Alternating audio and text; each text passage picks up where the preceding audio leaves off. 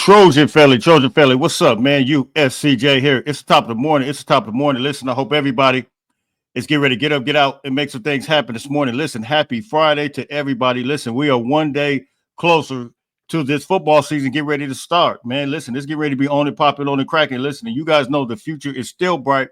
We're going to keep the sunglasses on. So we got to talk about this NIL, man, because I think you guys know we brought you some information a while back in reference to this is way before Nick Saban actually retired.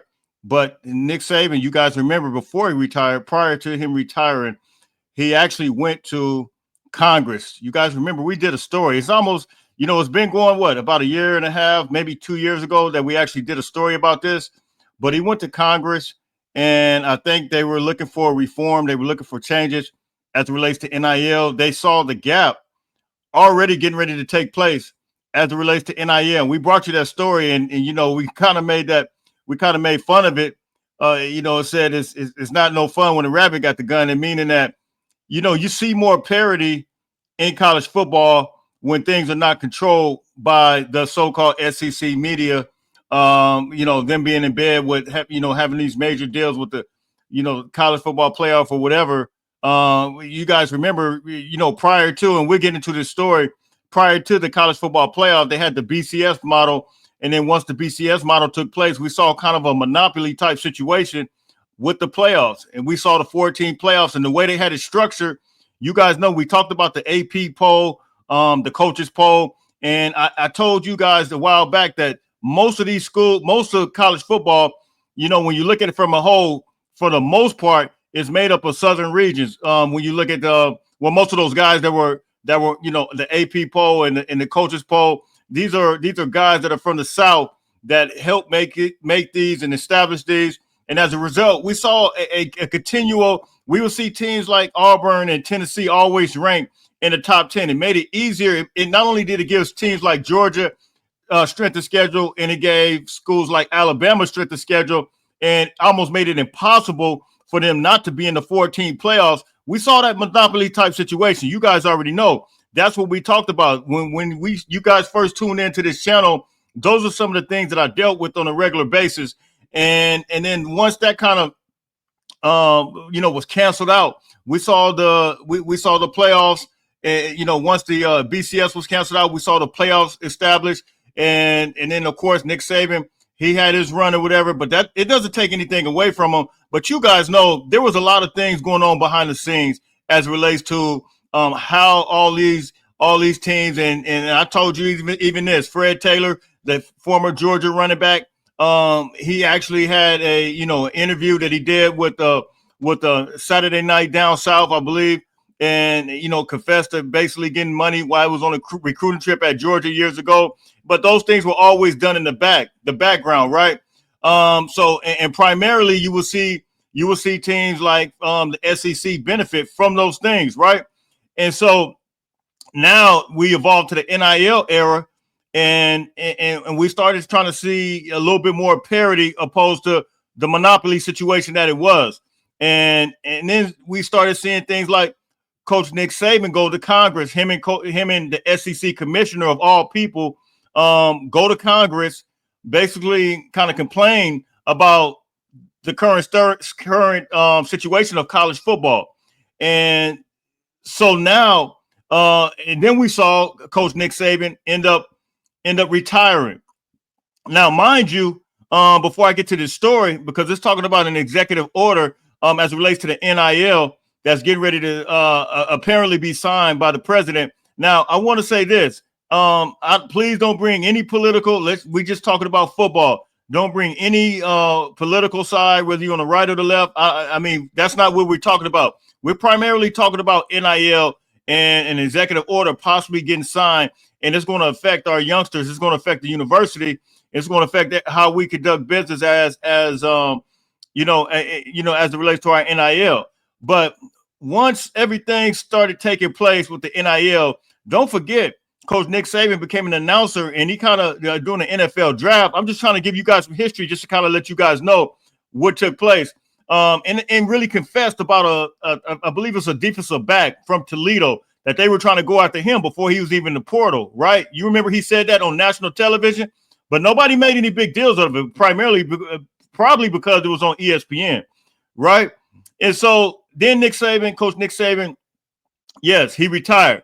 And so now we possibly got, and this is a article from CBS, and here it is right here, President Donald Trump to sign an executive order establishing national NIL standards amid evolving legislation. So we're going to talk about this because, I mean, I really, you know, it seems like Coach Nick Saban is still on the case as it relates to this. And it looks like he's going to be a part of this committee or commission, whatever you want to call it, that they're establishing right now.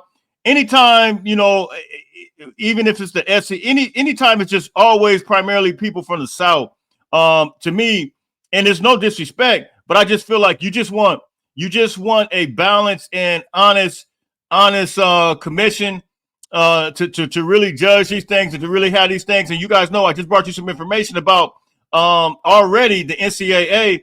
They got a third party group now that has to approve deals over $600. Anything over $600, which everything's going to be over $600. I mean, anybody's going to make over $600, right? And so all those deals over $600 now have to be approved, and they have to prove it that it's an official deal. So it's a legit deal. And we know that USC, because they kind of operated correctly with having brand deals and you guys know I had John McKay on this show and Murr from the Conquest Collective. They're no more. They dissolved. They're no more. And John McKay is now with the House of Victory. But they were on this show and they talked about the Conquest Collective, how they were going out getting these brand deals. USC has already been operating, been functioning like that as it relates to getting brand deals. So this is nothing new for USC. They're really falling in line with how everything, you know, should be done as it relates to the NIL. However, now we have something that could possibly be somewhat of a difference, and that is this: President Donald Trump to sign an executive order establishing national NIL standards amid evolving legislation. So we'll get into a little bit of this article, and it's coming from CBS Sports. Will Buckets, he's the one that wrote this, and it says President Donald Trump plans to sign an executive order establishing national standards for name, image, and likeness initiatives, according to CBS Sports. Within the past week, members of the U.S. House of Representatives introduced an amended bill called the SCORE Act, Student Compensation and Opportunity Through Rights and Endorsements, aiming to protect the name, image, and likeness rights of student athletes, to promote fair compensation with respect to intercollegiate athletics and for other purposes. The bill could open the door for federal standards for NIL legislation, superseding the current state laws that provide guidance on player compensation. And but let me get into this part. SEC Commissioner Greg Sankey said Wednesday during an appearance on the SEC this morning that he had no knowledge of a pending executive order. But we'll find out that apparently Coach Nick Saban knew about it because he's apparently going to be on the commission. The president clearly has an interest in college sports. Big picture has an interest in college sports, Sankey said. He has been at our games. The notion of an executive order has been mentioned before. There were some reports of a commission or an executive order back to like April. And so let me scroll up where it talks about, here it is right here. Trump has shown a keen interest in college athletics in the earlier months of the second term. In May, reports emerged that Trump intended to create a college sports commission headed by, here it is right here, Texas Tech booster Cody Campbell and legendary former coach Nick Saban. Let me stop right there, because already, to me, you already have a bias already. And I told you, Coach Nick Saban already had interest in this. This is allegedly, he didn't want any more parts of this college football game. And we talked about this before. He didn't want this style of college football to be played. Well, this structure of college football to be played now with players getting paid. I think he mentioned that he didn't mind them getting played. But in other words, this is this is the way I read it, and a lot of other people read it. People could dispute that, but the way I felt like once everything got even Steven, I think that he just, he wanted to call it quits. I mean, that's just the way. I mean, it was apparent. We saw Alabama starting to, take some L's. We saw other people, other players, big time players going to big time schools, and I think even some of his players were getting getting involved with that, and they were exiting out of there. And you guys remember when Coach Nick Saban, how he talked about Coach Texas A&M coach, how he bought the whole team or whatever, and kind of accused him, and him and Jimbo Fisher were going back and forth. Jimbo Fisher was saying that, look, you got skeletons in your closet too. You guys remember all that? He said you got skeletons in your closet too, because Jimbo Fisher worked with him at LSU. Do you guys remember all of those things? Yes. And so, for him to call that out, and really, man, it's crazy, because we know that college athletes need to be paid, right? They need to be paid correctly. This sport has been driven by these college athletes. They're the ones that put the seats in the stadium. They're the ones that help drive the revenue up because of what they do with their production on the field. And I understand, yes, there need to be some rules and regulations, but now that, the House versus NCAA ruling came through, if they want to approve the deals over $600, okay, whatever. But, do we need a whole nother commission now? I mean, I thought we had this third party group that was going to approve these deals and keep it like that. But now it looks like an executive order may be signed, and this commission is getting established. And you got to wonder here. Let me finish reading this. It says a completely unrelated college sports commission, CSC, was created in the wake of the House versus NCAA. That's what I was just talking about.